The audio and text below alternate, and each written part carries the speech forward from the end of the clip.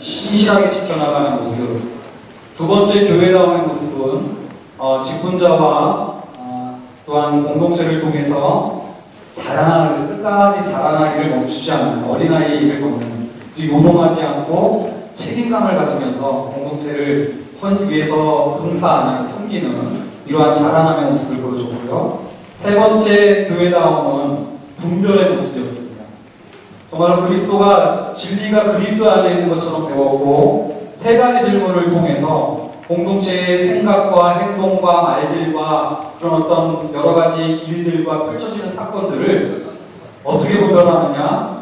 주의 뜻이 무엇인가? 주를 기쁘시게 하는 게 무엇일까? 어떻게 해야 되는가를 때가 악하다는 것을 알기에 잠깐 멈추어서서 그때그때 세월을 아끼면서 이러한 질문을 던지고 답을 구하는 것, 이러한 통찰과 분별을 할 줄 아는 사람들, 이게 여러분들 교회다움의 모습이라고 얘기를 했습니다. 네 번째 교회다움의 모습이 있다면 그거는 제대로 된 예배자입니다. 자, 따라합니다. 제대로 된 예배자. 근데 5장 18절 말씀 한번 읽어볼까요? 5장 18절 말씀 한번 읽겠습니다. 시작.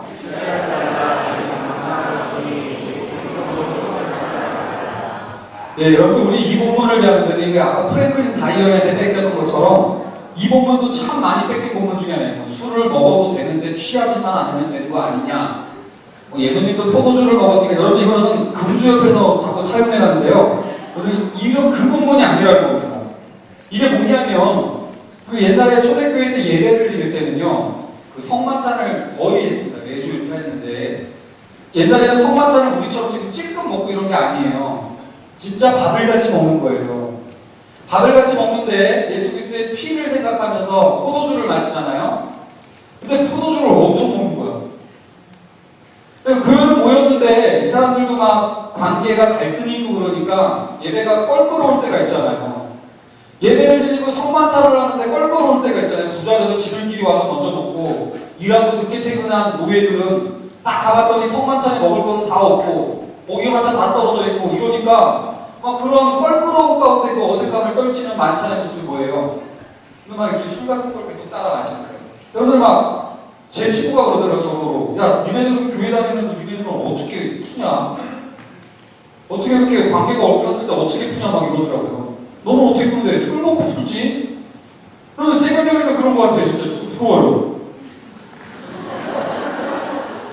근데 이 사람들이 그 예배당에서 예배를 드리는데 만찬을 하는데 포도주를 많이 마시면서 취하니까 괜찮은 거예요. 분위기가 어색했는데 술 먹고 나니까 화기애애해지는 것 같고, 아니 막 저 지체가 술에 안 취했을 때는 말도 안 하고 맨날 이렇게 내성적인 줄 알았는데 술 먹어봤더니 개가 돼가지고 막말하고 막 또 새로운 면을 보면서 웃고, 그러다 술 먹고 보니까 이 분위기가 또 이렇게 알딸딸하니까 막 뭔가 막 화기애애하고 막 생동감 있어 보이고 그러니까 좋은 거예요.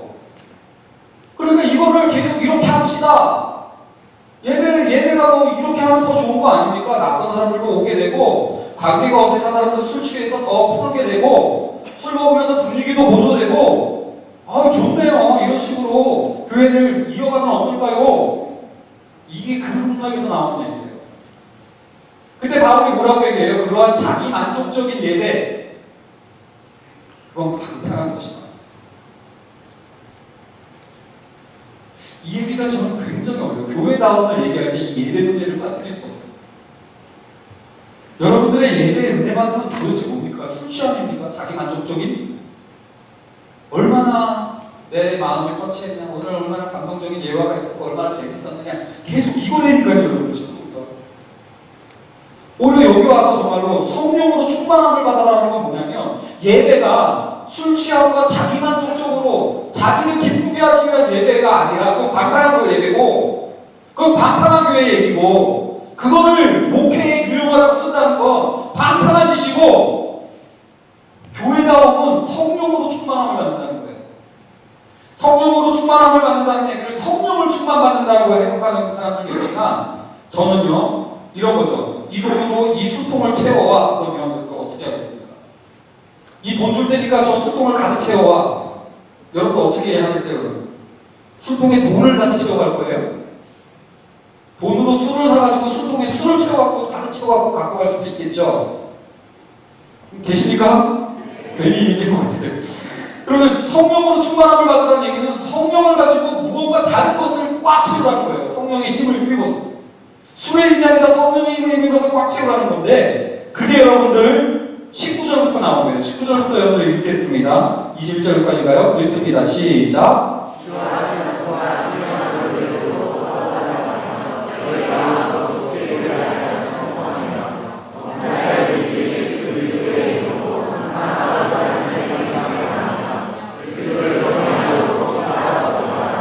이게 여러분들 성령으로 마음을 새롭게 하고 속사람을 강건하게 하고 심령을 새롭게 하여서 충만할 때 나타나는 현상들이 이거예요. 이게 충만해진다는 거예요. 뭐가 충만해지냐면 시와 찬송과 신령한 노래들 뭡니까? 찬송과 교동과 이런 기독교적인 진리들을 담는 시편이나 이런 내용들을 나눌 때 서로 화답하는 거예요. 충만한 거예요. 목회자가 여기서 막 설교하면 성도들은 그것을 이러고 있는 게 아니라 얘기를 하면 아멘. 그래가지고 막 서로 막 화답하는 거예요. 찬양 인도자가 막 왔는데 우리 다 같이 일어서서 찬양하겠습니다. 그러면 막 가지고 찬양해주고 막 이렇게 해주는 거죠. 막 술 취한 거예요. 술 취한 거. 예배를 얘기하고 막 집에서 시와 찬송과 그 진리를 얘기하는데 서로 화답해주고 어머 어떻게 그걸 봤어? 이러면서 막 화답해주는 거, 이게 여러분들 성령으로 충만한 모습이라니까요. 뿐만 아니라 범사에 너희의 마음으로 주께 노래하고 찬송하며, 예배 때 여러분들 하나님을 높이고 찬양하고 영광 돌리는 일이 많잖아요. 박광민 목사님이 굉장히 진지하게 우리 주이스 공동체가 설교했을 때 그 얘기 들으신 적 있죠? 얼마든지 기독 인도자와 찬양 인도자는 하나님의 영광을 높여 찬양합시다 이러면서 이게 완전히 예배 멘트일 수 있다고. 여러분들 그런 거예요. 근데 여기 뭐예요? 성령으로 충만한 건 우리의 찬양에 마음이 담겨있는 거예요. 내 마음을 담아. 근데 정말 그 마음을 담아서 하나님을 찬양하고 기뻐하려고 하고 하나님을 이해하려고 하고 주의 뜻을 알아내려고 하는 거, 정말 마음을 주시고 있습니까? 오히려 조금만 길어지면 답답해, 자기만족적인 예배가 아니라는 것 때문에 오히려 여러분들 주의 뜻이 뭔가 저 사람 뭐라고 설명을 안 하나, 그래 들어보자 이는 서로 하다. 또 세 번째 뭐예요? 범사의 우리 주 예수 그리스도의 이름으로 항상 아버지 하나님께 감사합니다. 제가 이걸 설교하려고 하는 타이밍에 여기 앉아있는데 우리 호준 형제가 와가지고 안마를 해주면서 목사님 감사합니다. 얼마나 좋아요. 힘이 나고 서로 감사가 표현되는 공동체가 되면 얼마나 좋겠습니까? 감사함이 없기 때문에 분열해요. 감사함이 없기 때문에 한 번쯤이 깨지더라고요. 근데 옆에 사람에게 내 옆에 있어줘서 고맙습니다 하고 인사해보도록 하겠습니다. 그리고 21절 마지막을 봤더니 그리스도를 경외함으로 피차 복종하는 게 성령 충만이래요. 성령 충만한 교회의 예배의 모습, 서로 화답하면서 예배하는 거예요. 마음을 담아서 예배하는 거예요. 감사함으로 예배를 드려요. 그리고 피차 복종이에요. 여러분들도 목회자를 위해서 생각하지만 저도 여러분들 숱하게 여러분들 생각을 하는 거예요. 설교를 하면서 피차 복종해 주는 거예요. 자, 그런 공동체의 예배, 이게 여러분들 예배다운 예배, 교회다운 교회의 모습이라는 거예요. 자, 교회다움의 여러분들 다섯 번째는요, 성불제사랑입니다. 따라합니다. 성불제사랑. 그래서 여러분들 5장 27절부터 부부관계, 부모와 자녀관계, 종과 주인의 관계를 잡아요. 그래서 여러분들 이때의 관계를 어떻게 맺어갈까 이렇게 얘기를 하는데, 워낙 잘 유명한 부분이니까 남편과 아내 파트를 통해서 연애 공식 잠깐 해드릴게요. 미혼들에게 적용해보자면 자매들은 남편을 공경해야 하니까 좀 존경할 만한 형제들을 찾아 나서야 됩니다. 괜히 키 크다고 얼굴 괜찮다고 좀 그러시지 마십시오. 존경할 만한 형제인가를 찾으시려고 눈을 부릅뜨셔야 돼요.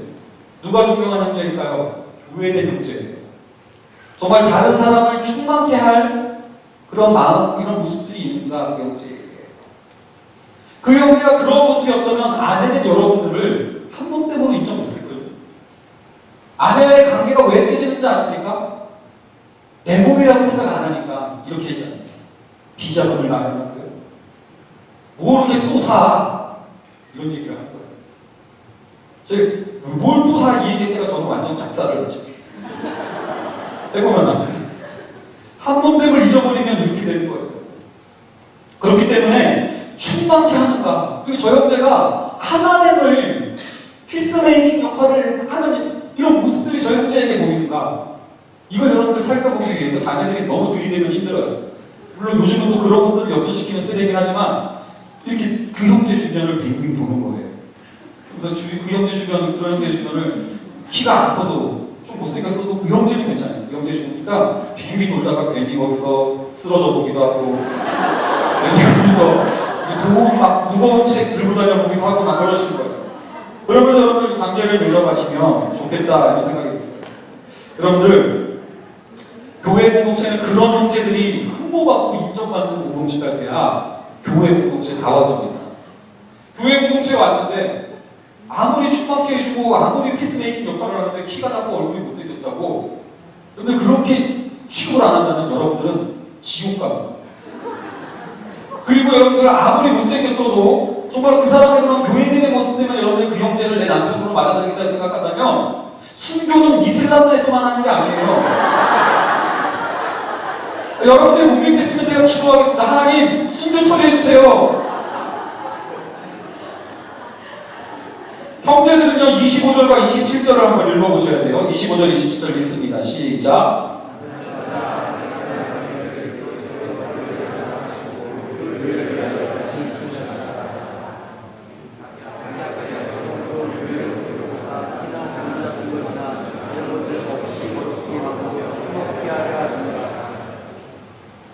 자, 이걸 보면 이제 교회가 예수 그리스도가 교회를 위해서 해결해 주신 일을 통해서 남편에게 아내를 대해줄 때 이렇게 대하는 거예요.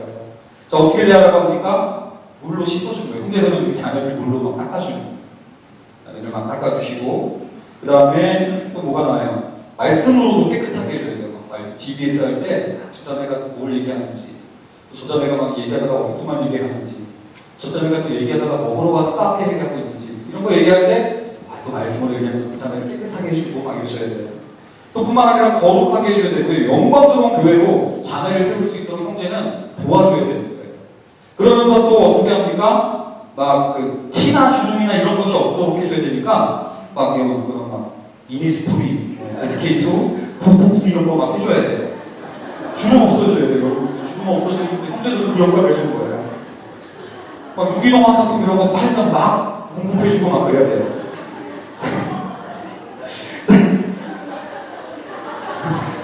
그런데 문제는 뭐냐면 보통 이런 여자들이 나를 안 좋아하잖아요. 이게 우리의 따라라 그 문제 아니겠습니까? 그래서 여러분 형제들은 어떤 자매를 보여야 되냐면 내가 이런 일을 하려고 할 때 이걸 받아주는 자매, 내가 영광스럽게 해줄 수 있는 자매를 골라야 돼요. 괜히 여러분들 막 영광스럽게 해주려고 하면 했거든요. 너나 잘하세요. 이런 그 친절한 금자씨 이런 사람들 만나면 근데 오히려 여러분 안 돼요. 말이 통해야 돼요. 이 얘기는 뭐냐면 형제가 배려한다고 A 얘기하는 자매가 A 다시 이렇게 얘기해 줘야 돼요. 아무래도 형제가 A 해주십시오. 자매들 A 다시. 근데 여기서 A 다시 이러잖아요. 이거도 괜찮아요. A 얘기했을 때 B 이것도 괜찮아요. A D까지 괜찮아요. D까지. 근데 형제가 A 얘기했는데 자매가 Q 이러면 안 돼. 그 여자는 여러분들이 아무리 거룩하고 깨끗하게 해주고 돌봐주려고 하고 도와주려고 해도 여러분들이 통제할 수 없는 자매예요.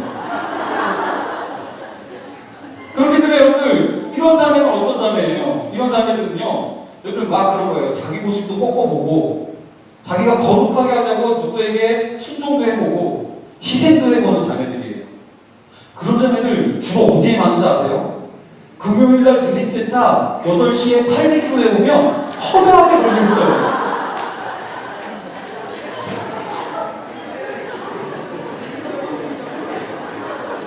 그 이름하여 리더.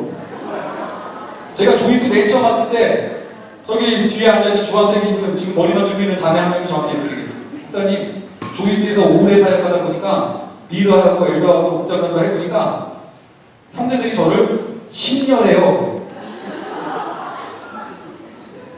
그런 자매를 볼 줄 아는 안목이 없는 형제라면 그 형제는 교회됨이 아니에요. 지옥 가요.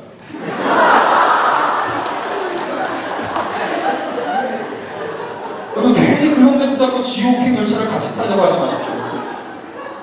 여러분들 근데 여러분 잘 생각해보세요. 이러한 이 남자와 여자의 귀한 교제와 한몸됨의 관계를 그리고 부모와 자매의 하나됨의 관계, 주인과 종의 하나됨의 관계, 교회와 주님의 하나됨의 관계를 깨는 게 뭐냐면 전문용어로 상호주의라는 게 있어요. 상호주의. 이게 뭐냐면 상대방이 한 만큼 내가 해주겠다는 자세. 그래서 이 본문을 이해할 때 이럽니다. 아내들한테 얘기해주면 남편이 존경할 만해야 존경하죠. 남편이 먼저 존경할 짓을 안 했는데 어떻게 내가 존경했습니까? 이 자매가 아까 제가 그때 얘기했던 큐 이러고 있는 자매들이에요. 여러분들 형제들도 마찬가지입니다. 저 자매를 위해서 죽으라고요? 내 걸 모든 걸 희생해가지고 한 번으로 내가 써야 되는데 저 자매 주름 펴주는데 쓰라고요? 저 자매 영광스럽게 빚어주고 저 자매 씻어주는데 내 모든 것을 바치라고요? 이렇게 이야기하는 형제가 있다면 이쁜 짓을 해야 그렇게 해주는 거 아니에요? 하는 형제가 있다면 그 형제는 교회됨이 아니라 거기 가는 형제. 지옥 가요, 지옥. 회개하십시오. 여러분들 진짜예요, 여러분. 그냥 또 아버지와 자녀의 관계도 마찬가지예요. 아버지가 존경할 만해야 참 존경하죠.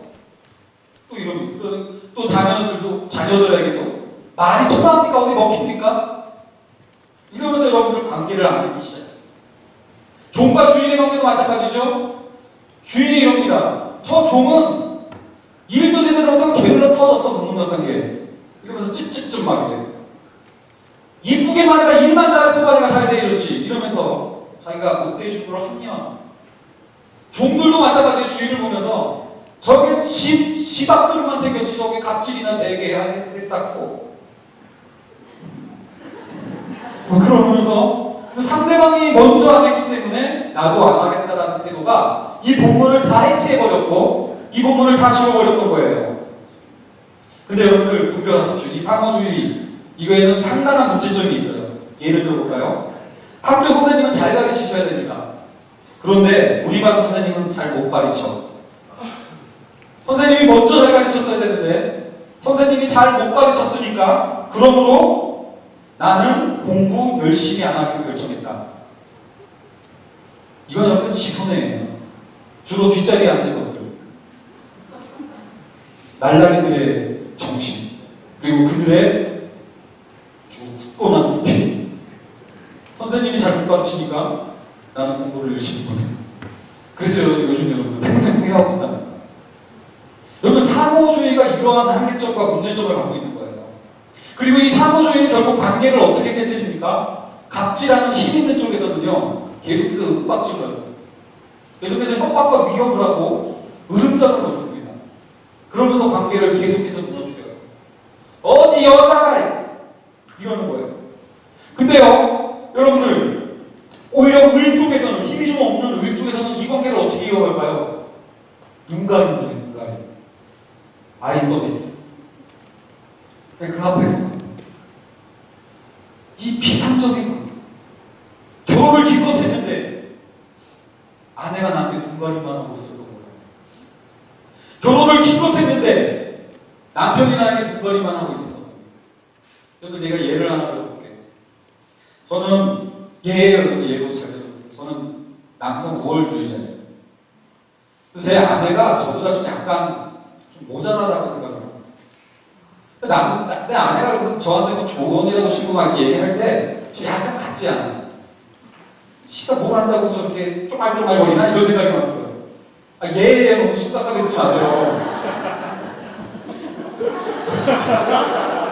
막 쪼말쪼말거리나 막 이렇게 생각하고 어디 여자가 남편이 밥을 먹는데 어디 여자가 남편이 야구를 보고 있는데 텔레비전을 꺼? 그러면서 막 이렇게 생각이 드는 거예요. 근데 여러분들 그렇게 미개하던 그 여자를 위해서 제가 이 성경 말씀을 읽고, 그래, 내가 주님을 위해서 참겠다. 내가 목사인데 목사다워야 되니까 내가 주를 위해서 참겠다. 그러면서 이 아내를 이렇게 대합니다. 그래, 네가 쪼말쪼말하는 거 참 유치하지만 내가 주님 생각해서 참아주겠다. 네가 나보다 못났다라는 거, 네 생각이 그렇게 어리다고 유치하다는 거 다 알지만 내가 정말로 내 인격이 있지. 내가 주님 생각하면서 견뎌주겠다. 이것도 굉장히 나간 것처럼 보여요. 근데 문제는 아무리 주님 때문에 붙잡고 있어도 지금 이렇게 얘기하고 있는 그 남자의 가치관은 하나도 안 바뀌어 있는 거예요. 그 여자는 미개하고 나보다 못하다라는 전제가 하나도 안 바뀐 채 주님을 때문에 참겠다 이식하고 있는 거예요. 교구에 가보니까 신방할 때 그러한 자매들이 많아요. 아니, 뭐라고 그러지? 아줌마? 아니 뭐죠? 집사님. 그 집사님들이 굉장히 많아요. 아유 우리 남편 아이고 한심한 그 남편, 아이고 그 말도 안 되고 그 너무나도 어이없는 남편, 내가 주님 때문에 참고 말죠. 여기를 하나도 가치는 안 바뀐 거예요. 그래서 여기 있었습니다. 근데 가치가 바뀌면 어떻게 된 거예요? 그가 한 몸인 줄로 아는 거예요. 그가 기쁜 게 내가 기쁜 거라는 걸 아는 자가 가치가 완전 바뀐 거예요. 아내가 나다. 아내가 나인 줄 모르니까 아내가 뭔가 물건 사서 좋아하면 그걸 같이 기뻐하면 되는데, 아 내가 아이패드 샀어야 되는데 너 왜 그거 사가지고 이게 뭔지 아십니까? 한 군데를 몰라서 그래요. 여러분 그렇기 때문에 왜 불신자와 결혼하지 말라고 제가 얘기를 하냐면, 그렇다고 교회에 있는 사람이라는 거 무조건 얘기야. 왜 이렇게 저는 안 해요. 불신자들 결혼 숫자 아무튼 힘든 얘기지만, 그런 면에서 여러분들 지금 우리 형제들은 자라나야 돼요. 교회로 자라나야 되고, 지금 여러분 형제들이 교회에 되도록 여기 있는 형제들을 여러분 잘 관리하셔야 돼요. 자매들 이 형제들이 정말로 교회다워질 수 있도록 40일 금식으로 이렇게 대해주시고, 또 이것 가지고도 안 되겠다 싶으면 XE 해가지고 또 판교 노방전도 나가서 형제들 다 잡아오고 이래가지고 여러분들 우리가 막 일을 좀 하자고요. 여러분 근데 이거 이 얘기예요. 한 몸됨을 아는 사람만이 사무주의를 넘어섰더란 얘기예요. 이 얘기 뭐냐면 교회된 것을 맛본 사람들이 이 관계를 맺더란 얘기입니다. 선물제 사랑을 해본 사람. 하나님이 창세전에, 에베소서 시작이 그렇게 되잖아요. 창세전에 그분이 먼저 나는 그분을 무반응하고 무관심하고 무시하고 있었는데 그리스도의 피로 나를 자녀 삼아주셨고, 성령이 먼저 계약금과 사인과 납입금을 지불해 주셔서 이 복을 내가 나중에 드렸다는 것을 보게 되는 거 아닙니까? 그러니까 어떤 면에서 저는 결혼주례 할 때 요즘 그런 얘기를 많이 해요. 예수 믿는다는 게 뭡니까? 보이지 않는 하나님을 믿는 자들이 예수 믿는 사람들이에요. 아멘입니까? 네. 보이지 않아. 보고 믿는 사람 있어요? 하나님 보신 적 있어요? 안 보고도 믿지 않습니까? 하나도 보이지 않는 하나님인데 사랑한다고 고백하는 훈련을 40년 동안 해왔습니다. 사람들은 뭔가 저 사람이 나에게 뭔가 먼저 보여줘야만 사랑할 수 있다고 하지만, 보이지 않는 하나님도 사랑해왔고 보이지 않는 하나님도 믿어왔던 이 땅의 유일한 존재들은 바로 우리들밖에 없는데, 아내에게 이쁜 모습이 보이지 않아도 사랑할 수 있는 훈련을 이 시기에 해주고 있었던 거예요. 남편에게 존경할 구석이 하나도 안 보였는데 그 남편을 믿어주고 사랑해주고 할 수 있었던 훈련을 하나님을 사랑하면서 했었던 거예요. 보이는 자매만 사랑하지 마시고 비록 볼거리는 없겠죠. 보이지 않는 하나님을 연습해왔던 형제들은 자매를 돌보아 주셨으면 좋겠어요. 주름을 펴주셨으면 좋겠어요. 자매들도 마찬가지죠. 지금 존경할 만한 형제를 찾으라고 했더니 막 바울과 같은 형제들 찾느냐고 지금까지 버티고 있는 자매들이 있어요. 아니, 존경할 만한 형제가 그런 형제가 아니라 함께 지어져 가면 돼요. 연합돼 있으면 돼요. 예수랑만 눈앞에 있으면, 붙어만 있으면. 그렇지 않습니까? 여러분들, 그런 면에서 보이지 않는 하나님을 믿고 살아가는 유일한 존재들이라면 세상에서 여러분들 상호주의를 넘어설 수 있는 관계, 직장에서나 가정에서나 부모와 자녀 관계에서나 여러분들, 우리가 지금 이 훈련을 하고 있다는 그 엄청난 은혜를 여러분 놓치시지 않았으면 좋겠습니다. 아휴, 하나 남았습니다. 마지막에 이제 교회 다음의 마지막은 죄와 치열한 전투를 벌이는 거예요. 싸울 줄 안다. 자, 따라합니다. 싸울 줄 안다. 이게 여러분들 교회됨의 핵심입니다. 여기 갈등이 되네요. 제가 많이 준비했는데요. 이 전신갑주 내용은 제가 8월 달부터 수련회를 준비했거든요. 8월 수요예배 설교하라고 했을 때 분당우리교회 수요예배 때 설교했습니다. 그냥 그거 보실래요?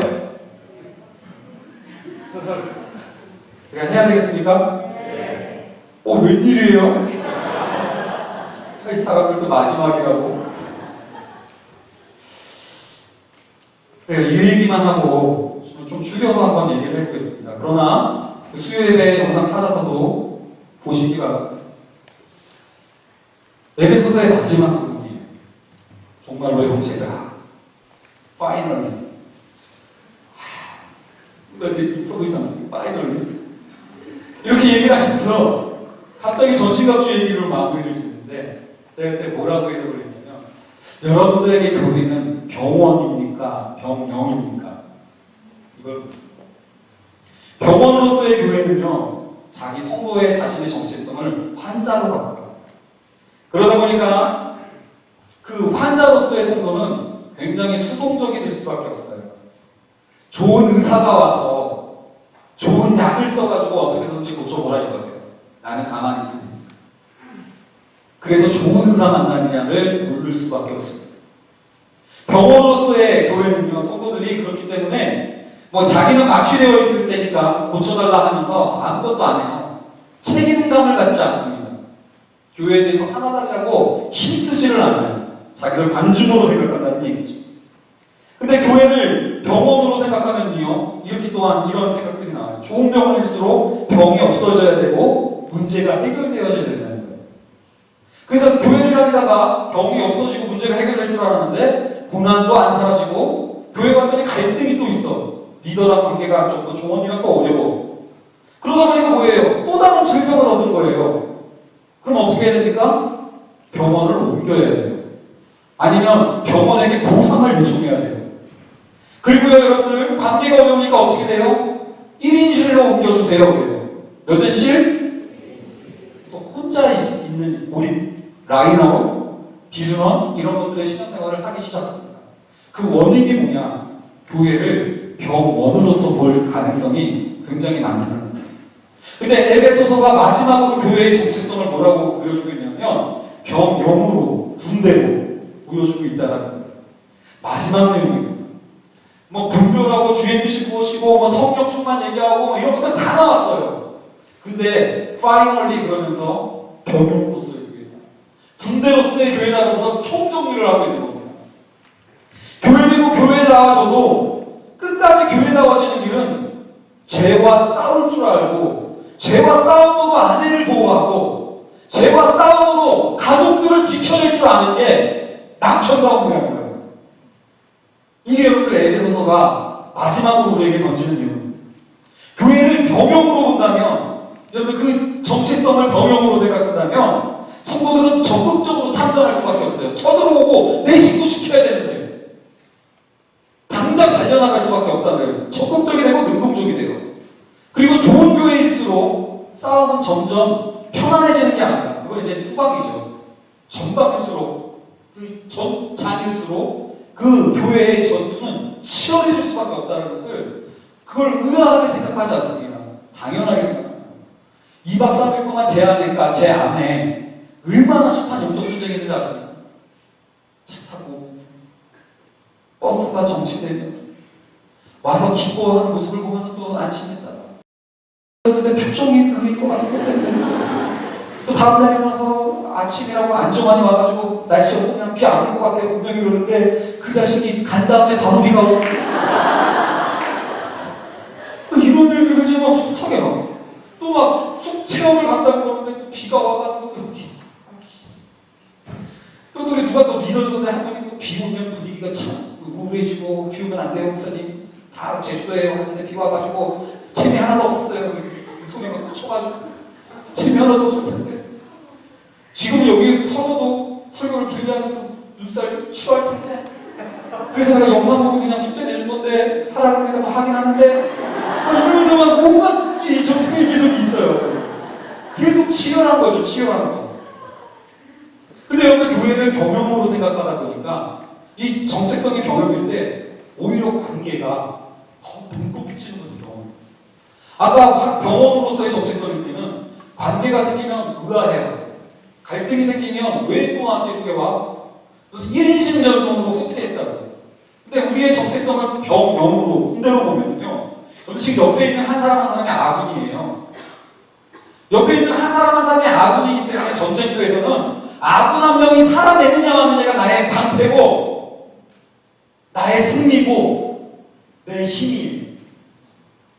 그래서 여러분들 노방전도 해볼 때 보면 이게 피 터지게 이게 와닿아요. 청순가련자매인데 전도하면 받아줄 줄 알았어요. 너무나 청순가련이. 그리고 솔직히 전도하면서 꼬실까 이런 생각까지 있었어요.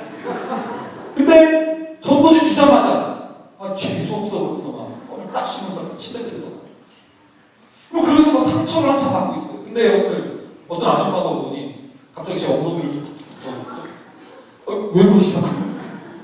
아유 총각 이뻐. 왜요? 예수 예쁘게 믿네. 이 성희롱으로 못 써야 되는 거 아닙니까? 근데 그 아줌마의 그 말 때문에 여러분 눈물이 핑 돌던데요. 아줌마가 너무 고맙던데요. 전우를 만난 거죠. 여러분들 전쟁 중에는요 옆에 있는 진짜 한 명 한 명들이 너무나 소중한 거예요. 우리의 정체성이 병영 군대로서의 교회가 아니니까 옆에 집사들한테 기질이라든가 나이가 틀리니까 성향이 틀리니까 혈액형이 다르니까 좀 가지가지들로 자꾸 이렇게 여러분들 어려워하더라고요. 여러분 그런 면에서 정체성이 뭐냐는 거예요. 마지막 질문은 그거예요. 그 일본이 우리나라를 다스릴 때 자기를 조선인이라는 정체성을 끝까지 힘써시켰던 사람들은 독립군으로 행동을 하게 돼요. 근데 우리 일본이 40년이 넘도록 우리나라를 지배했을 때 자기의 정체성을 일본인이다라고 생각했던 사람들은 결국 친일파적인 행동을 하게 됩니다. 여러분 정체성이 중요한 게 뭐냐면 정체성은 교회다움의 문제고 교회됨의 문제인데 자기의 정체성과 그 다음과 됨의 문제가 됨됨이와 다음의 문제를 이게 정체성의 문제인데요. 이 정체성이 어떠냐에 따라서 여러분들의 삶이 결정된다는 겁니다. 그렇기 때문에 교회 대해 본 적이 없고 교회 다워본 적이 없다면 여러분들은 평생을 교회 안에서도 병원으로서의 신앙생활을 수동적으로 간신히 그러다가 관계의 갈등이 있으면 바꾸고 그러다가 또 관계의 갈등이 있으면 1인실로 들어가다가 메말라가는 이런 종교생활에 빠질 가능성이 너무나 많아요. 그러면서 싸움의 함정을 어디에 둬요? 고난에 둬요. 이 고난을 풀어나가는 걸 영적 전쟁으로 알아요. 그래서 막 제자들 같은 거 하다 보더라도 그 영적 전쟁이 자기 중심과의 싸움이 아니라 자기 중심성이라는 그 죄성과의 관계를 무너뜨리는 그것과의 싸움이라고 생각을 안 하고 고난과의 싸움인 줄 알아요. 그래서 막 영적 싸움을 하는 거 왜 고난 싸움인데 내가 뭐 이렇게 했는데 목사님이 싫어졌어요. 왜 내가 막 과제를 내주니까 싫어하는 거죠. 그걸 막 고난으로만 생각하는데 그걸 자기 중심의 죄라고 한 거고 목사님이 주는 고난이라고 생각하면서 어려워하고 이런 게 또 영적 전쟁이구나라고 생각하면서 고난을 다 영적 전쟁을 고난과의 싸움으로 바꿔요. 근데 여러분 생각해보세요. 고난과의 싸움이라면 저 지갑주의 항목들은 아이템들은 별 도움이 안 돼요. 만약에 가난을 없애야 되는 게 가난 때문에 영적 전쟁을 하고 있다면 진리의 허리띠가 무슨 소용입니까? 돈 허리띠 돈 주머니를 차는 게 더 낫죠. 의의 흉배가 무슨 소용입니까? 대기업 명찰이 내 가슴에 채워지는 게 여러분 가난과의 싸움에서 더 중요한 거 아닙니까? 고난과의 싸움이라고 그러니까 여기 나오는 아이템들이 하나도 마음에 안 들어요. 진리의 허리띠, 의의 흉배, 평안의 복음의 신발. 아이고 답답해요, 그죠? 믿음의 방패, 구원의 투구, 말씀의 검, 이게 무슨 소용이에요? 건강과의 영적 싸움인데 이게 또 무슨 소용이에요? 그러니까 영적 전쟁 저신과 초문이 와닿지가 않은 거예요. 지금 네 문제에 처착돼 있거든요. 근데 이 고난과 싸우다 보면 고난이 풀리지도 않아, 사실. 풀린 줄 알았는데 또 고난돼 있고요. 고난이 또 풀려서 좋은 줄 알았는데 또 이미 늙어져 있어. 이미 여러분 고난은 제가 예언한다니까요. 여러분들 나이가 들수록 고난의 쌩얼이 더 선명하게 보이기 시작합니다. 우리 할머니가 얼마나 나를 가지고 오셨던 이 표현이 이렇게 맞죠? 우리 할머니가 저를 얼마나 어버 키웠는데요. 우리 할머니가 막 나를 얼마나 이쁘게 그 할머니가 못 알아보잖아요. 그걸 보면서 얼마나 충격을 먹고 서로 왜 똑같습니까? 시간이 갈수록 더 그렇게 될 거예요. 고난과의 싸움을 하니까 결론은 뭐예요? 하나님은 인색해요. 정신과적으로 이걸로 지금 그냥 거예요. 하나님이 아무런 도움이 안 돼요. 그러니까 하나님이 인색한 분이 되고 나는 계속 부족함을 얘기할 수밖에 없어요. 맨날 불안해요. 불안한 사람의 결론이 뭔지 아십니까? 주변 사람을 이용해 먹기 시작해요.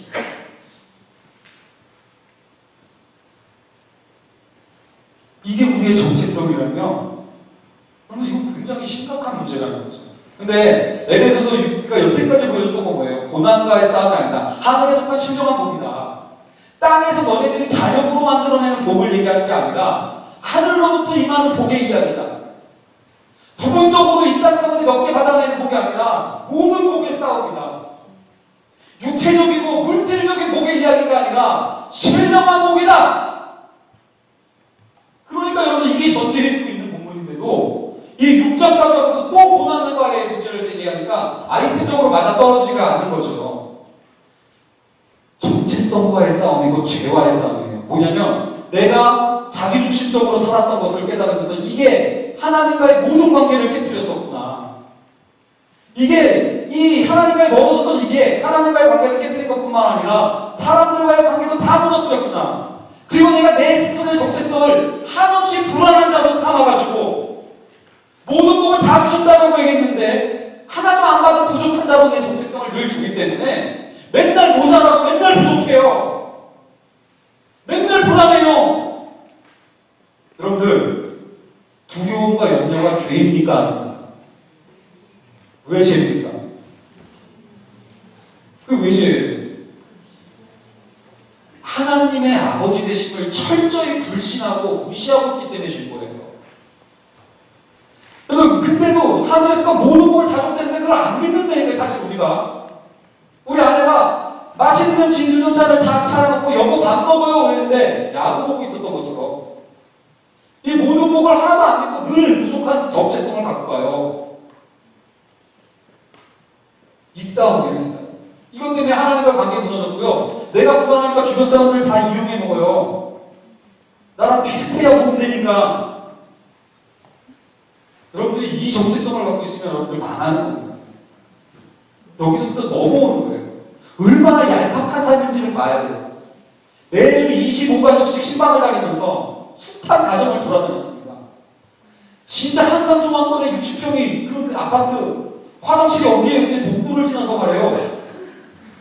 처음으로 그런 집을 가봐가지고 막 쓸 줄 몰라가지고 막 이상한 기기가 있고. 근데 그 가정이 지옥이었던 걸 저는 목격했던 사람이에요. 그럼에도 부족하다는 거예요, 늘. 근데 어떻겠어요? 지금의 싸움은 바로 이 죄와의 싸움이고 사탄이 이 죄를 교묘하게 위해서 정체성을 보여요. 네가 하나님의 아들이라면 네가 이렇게 가난하게 살 리가 없어. 정체성을 공격하는 거예요. 하나님의 아들인데 떡도 못 먹어? 하나님의 그렇게 열심히 믿었는데 떨어졌더니 다쳐? 성전 꼭대기에서 떨어져 봐. 아니 그렇게 열심히 예수를 믿었는데 그렇게 궁핍하게 살아? 절 한 번만 해봐. 처음 안 보게 하는 거죠. 이게 영적 전쟁인데요. 철저히 뭘 공략해요? 정체성을 공략해요. 정체성을 왜곡시키는 거예요. 하나님의 아들이면 떡이 풍성해야 되고 안 다쳐야 되고 천하만 복을 가져야 된다. 이미 하나님의 아들이라는 걸 못 믿게 하면 요것들이 없는 한 너는 하나님의 아들이 아니고 이게 없기 때문에 너는 부족하다. 구조고 이게 이방인이 험함한 대로 살아가는 거고요. 마음이 떠지지 않는 현상이고 속사람이 없는 삶의 모습이에요. 그래서 이것과의 싸움인데 여러분들 뭐라고 얘기해요? 전시각주를 주는데 하나하나 다 보십시오. 진리의 정수. 진리는 뭐예요? 네가 교회다. 진리는 네를 한몸되게 했다. 하늘에 속한 신령한 모든 법을 이미 주었다. 이게 진리. 이걸로 허리띠를 딱 차요. 의의 흉배를 입혀줘요. 네가 한 게 뭐가 있다고 하늘에 속한 신령한 법을 다 받았다 그래. 난 멀리 있었지만 예수 그리스도의 피로 가까워졌어. 그래서 의의 흉배를 쫙 차요. 또 이 성화가 또 나오기 시작했어요. 그래서 또 이 얘기를 합니다. 또 뭐예요? 그 다음에 평안의 복음의 신발을 두짝을 딱 신어요. 네가 무슨 네 주제에 하나님한테 가까이 나가려고 네가 기도하다고 들어줄 것 같아? 아니야. 멀리 있었지만 둘을 한 세 사람으로 만들어줬어. 이 둘이 한 짝이야. 그래서 복음의 신발을 딱 신어서 둘이 한 성령 안에서 하나님께 담대함으로 나아가는. 근데 이러한 것을 또 경험하는 거예요. 그 다음에 구원의 축원을 쓰죠. 맨날 머리로서는 생각이 염려와 두려움이 가득했었는데 그런데 아니에요. 하나님이 너의 보증되어 주셨다. 성령님이 인쳐주셨던 거고 이미 할부금까지 내주실 정도로 이건 보장된 축복이다. 그래서 우리가 구하는 것과 생각하는 것에 더 넘치도록 축복을 머리가 커서 잘 안 들어가서 이러면서 여러분 각주를 입기 시작하는 거예요. 그러면서 뭐예요? 원수들과 공격할 때 내가 막을 수 있을까요? 그때 딱 믿음의 방패를 딱 들죠. 너 하나님을 믿어라. 같이 지어져가지고 네 혼자 싸우는 거 아니다. 그리스도가 만물을 충분하게 하시는 능력으로 너와 함께 하시는 거예요. 믿는 우리들에게 그 역사하시는 그 능력의 지극히심을 믿고 방패 들고 나가. 그러면 뭐 원수가 오면 뭘로 찔러요? 말씀의 법사다. 그래서 그걸 딱 손에 쥐어줄 거야. 여러분 다 지금 뭐와 싸움이에요? 죄와의 싸움이고 사탄이 공략했던 정체성을 부족한 자로 했던 정체성의 싸움을 이 전신갑주로서 다 하나하나 회복하는 거예요. 하나님께서. 그러면서 우리 또 근데 이런 생각을 해요. 아직 나는 또 아직도 여기 부족함의 정체성이 있어가지고 목사님 저는 아직 전신갑주를 지금 못 받았는데요. 예. 제가 여러분들 한번 물어보겠습니다. 예수님이 길이요 진리요 생명이신 걸 믿으시죠? 아멘이에요? 그럼 여러분들 진리의 의미를 찾으실 거예요. 여러분들 정말로 예수를 믿어서 믿음으로 말미암아 의롭다함을 얻었다라는 그 복음의 말씀도 믿으세요? 의의 흉배도 찾으셨네요. 기쁜 일인데 표정이 그러시면 안 돼요. 여러분들 평안의 복음의 신발 우리를 교회로 불러주셔서 이제는 하나님께 담대히 나갈 수 있는 그 신발 이미 취급해 주셨다는 사실을 믿으세요? 신발도 신었구만. 왜 이렇게 못 써? 이어서 좀 못해요. 신발 쓰면 되는데. 여러분, 염려와 두려움도 하늘에 속한 신령한 복으로 성령이 보증되어 주셨다는 구원을 주고 에베소서의 말씀 중심이 옮겨졌다면 믿어지셨지 않습니까? 그죠? 여러분, 믿죠? 내가 자기를 줄 믿는 게 아니라 예수가 나의 머리 되신다는 사실 믿죠? 믿음의 법에도 주셨네, 이미. 물론 말씀의 법이 좀 약간 의심스럽네요. 좀만 길게 하면 짧게 하라고 해서 여러분들 칼이 짧아. 원래 로마서도 했고 에베소서도 했고 갈라디아서도 했고 저기 문에서 사탄이 좀 뭐야 저거 하고 딱 치면 되는데 칼이 이렇게 길어야 되는데 스매끼리 그날 짧아가지고 어떻게 안 되네. 요것만 여러분들 좀 신경 쓰면 될 것 같아요. 제가 수요일에 설교 때 그 얘기를 했습니다. 10,000원짜리 한 장을 오늘은 돈이 없어서 준비를 못했는데 10,000원짜리를 쭉 구겨본 거예요. 이 10,000원짜리 구긴 게 여러분들 눈앞에 떨어져 있습니다. 주술래요? 안 주술래요? 구겨져 있으니까 그 10,000원짜리가 5,000원 된 겁니까? 구겨졌어도 10,000원이에요. 빳빳하다고 그 10,000원짜리 들고 가가지고 깨끗이 떼더라도 빳빳해. 따끈따끈한 10,000원. 다림질까지 했고 헬로키티 스티커까지 붙였어. 2만원. 그런 다음에 이 헬로키티 스티커까지 붙인 이 10,000원을 슈퍼마켓에 데리고 가면 데리고 간 건 아니죠. 가지고 가면 그 슈퍼마켓에서 그것을 15,000원어치로 받아주나요? 빳빳하라고 정체성에 10,000원이 15,000원 정체성이 되는 것도 아니고 꾸며졌다고 10,000원이 5,000원으로 낮아지지도 않아요. 근데 세상은 우리를 그렇게 속이고 있습니다. 사탄은 우리를 꾸며졌느냐 펼쳐졌느냐 이걸 가지고 10,000원짜리들이 우리들을 종이 그깟 지폐 하나에 10,000원도 꾸겨졌느냐 빡빡하느냐에 대해서 그 정치성에 가감이 하나도 없는데도 종이 한 장보다 훨씬 소중한 여러분들의 정체성은 왜 그렇게 종이 한 장만 못하게 되시냐고요. 왜 쟤는 더 빳빳하고 나는 이렇게 꾸며졌습니까? 하나님이 뭐라고 하십니까? 너도 10,000원이야. 아니 쟤는 빳빳하잖아요. 걔도 10,000원이야. 이게 여러분들 둘이 한 세 사람입니다. 이 싸움을 좀 싸우셨으면 좋겠는데 이 정체성의 싸움을 펼쳐서 교회됨의 영광을 누리셔야 된다는 거예요. 전시방송을 구하라가 아니라 입으라는. 자, 마지막이에요. 6장 12절 말씀만 읽겠습니다. 시작.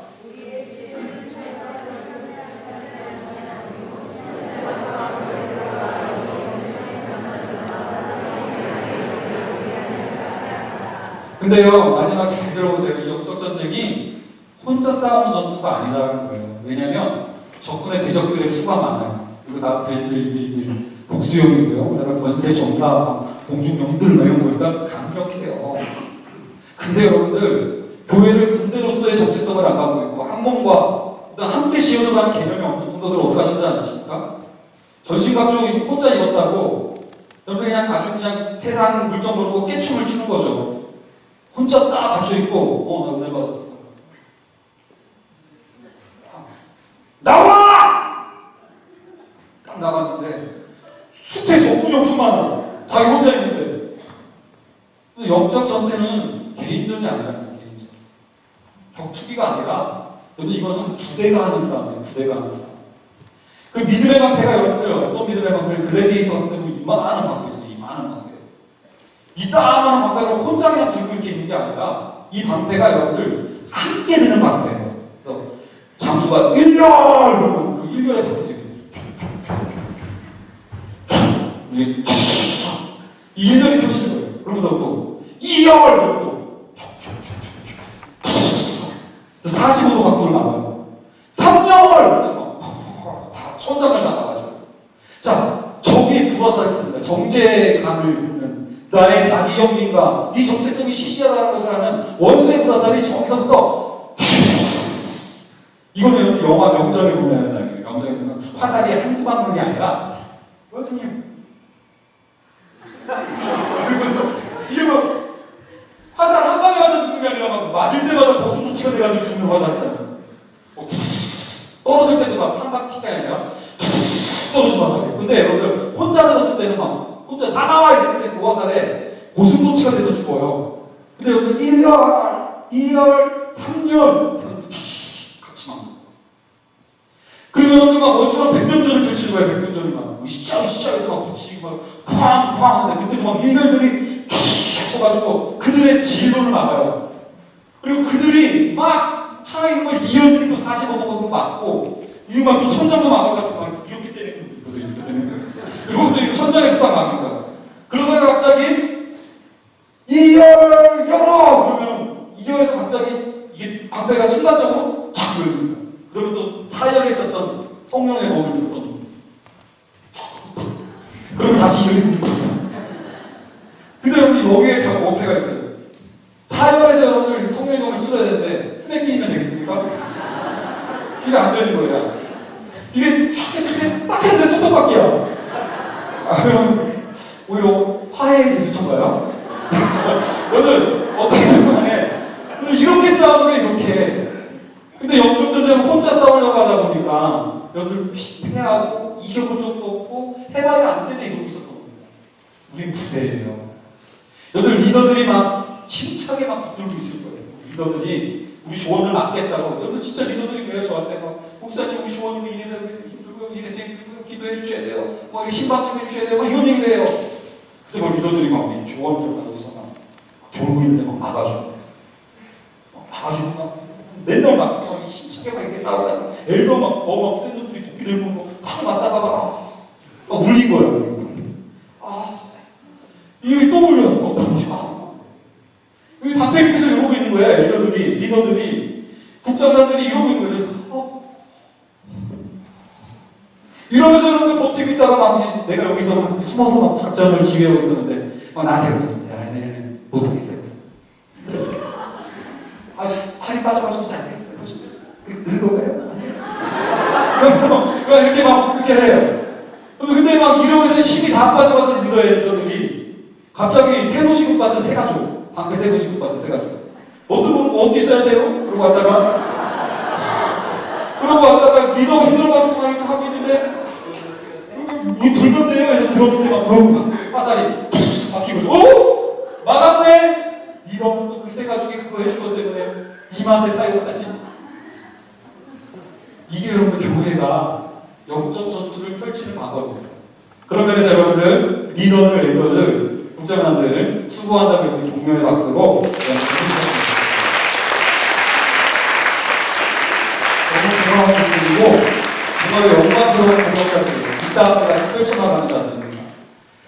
한몸 수련회를 마치도록 하겠습니다. 에베소서 말씀을 6장까지 전하게 되는데요. 교회를 교회되게 1장에서 3장입니다. 교회를 교회답게 4장에서 6장입니다. 그러나 1장과 4장 연결되는데 그rom으로가 빠지면 안 됩니다. 여러분들은 이미 교회가 되셨습니다. 믿으십니까? 그러므로 그 힘과 그 영광으로 교회에 다워주셔야 된다는 겁니다. 지금 이게 에베소서의 논리였어요. 이 교회다움의 싸움은 성령 충만함이고 분별력을 갖는 거고 자라남이고 하나됨을 힘써지키는 거고 선물제 사랑을 하는 거고 영적 싸움을 치러내는 거라는 거예요. 저는 장수라고 생각해요. 저 스스로를 장군이다 이런 생각할 때 사실 많습니다. 저는 사실 설교 등단할 때마다 그런 생각을 이미지 트레이닝 할 때가 많아요. 성문이 쫙 열리고 내가 출전하고 설교하고 그리고 제가 지금 창을 휘두르면서 준비가 됐어. 딱 준비하고 있다가 성문이 쫙 열면 말 타고 그 창을 딱 뒤로하고 이렇게 가가지고 여러분들 여기서 전투한다는 생각이 드는 사실이 있습니다. 과연 이 얘기를 마음으로 치우고 있을까? 이거 한다고 사람들이 변할까? 내가 뭐라고 나눠서 이런 정체성의 싸움을 막 펼칠 때가 사실 있어요. 근데 제가 꿈꾸는 장군의 영광, 장수의 영광은요, 그가 입고 있는 화려한 갑옷에 있지 않습니다. 번쩍번쩍한 화려한 갑옷과 나이키제 그 갑옷을 메고 있는 이러한 여러분들 그 장수를 부러워하는 게 제 부러움이 아닙니다. 장수의 영광은 언제 드러납니까? 그 화려한 옷을 입고 있을 때가 아니에요. 장군의 영광은 장군이 그 갑옷을 벗을 때 드러납니다. 딱 갑옷을 벗는데 그 조언을 위해서 맞았던 불화살 짜고 있어요.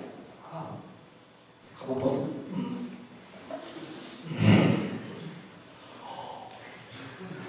그리고 이 흉배와 이 진리의 허리띠를 탔는데 또 옆구리는 우리 한간상 때문에 당한 이 칼붙인 자국이 있고요. 근데 이 장면을 보고 함께 전투에 나갔던 모든 장수들이 우리 장군님 이게 그 장군의 영광입니다. 이게 제가 꿈꾸는 우리 자녀에게 부끄럽지 않은 아빠 되는 방법이고 이게 우리 성도들과 조이스 신체들에게 부끄럽지 않은 목사 되기 위한 저의 이미지. 이 이미지 성경적으로 얘기하면 환상. 자, 저는 여러분들도 그 환상을 가지셨으면 좋겠어요. 병원으로서 혼자 깨끗한 갑옷 입고 번쩍번쩍 막 방을 내거나 불방까지 라이터로 막 불방 다 내거나 각 잡고 주름 잡고 이러고 있는 여러분들 그러면서 고상하게 이러고 있는 여러분들 그게 영광이 아니라 우리가 막 싸우고 와가지고 막 땀내새 나시는 거지. 야 너야 등에 화살 있다 그래서 옆에 짚고 이러는 여러분들 그러면서 서로 쓰다듬어주고 약 발라주고 잘 싸웠다 우리가 살아남았다 너 살아남아서 너무 좋다 너 죽은 줄 알고 얼마나 걱정했는 줄 아냐 이러면서 여러분들 서로를 기뻐할 수 있는 공동체 되기를 같이 기도했으면 좋겠습니다.